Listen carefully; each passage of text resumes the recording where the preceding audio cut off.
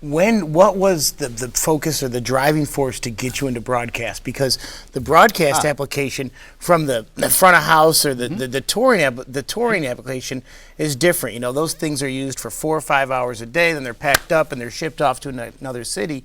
But, you know, back in the day with the broadcast, these consoles were used 24 hours a day, 365 days a year. So you had to use better components, I would guess, make a real rugged chassis. Actually, we didn't.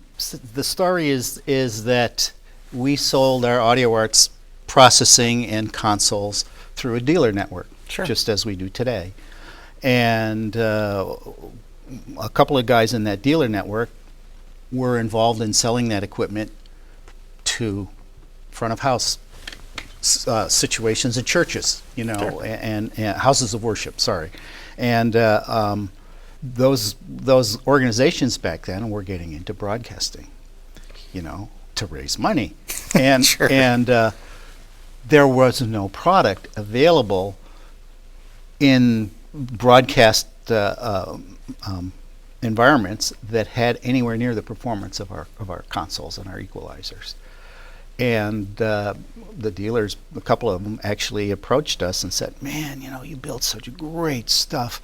It sounds so good, and there's people out here using it, but they need something for broadcast."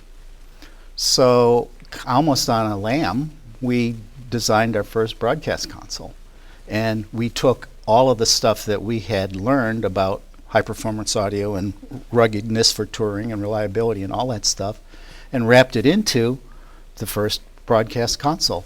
And it sounded so much better than anything that was out there, because in pro sound, you know, transformer balance line outputs were long gone. People were using all, you know, differential electronic outputs and transformerless inputs to get that really clean sound. And so when the broadcast community heard this stuff from us, it was like unbelievable to them. And that's how we got our start in broadcast. Yeah, and if the stories are correct, didn't you used to show your first broadcast console with a scope? Weren't you one of the only console manufacturers to bring a scope to the booth? We would show up with our scope, and we'd have it right in our display with square wave going in and square wave going out, and people could look at the display and the scope and see how clean it was, and that sort of got the whole message home.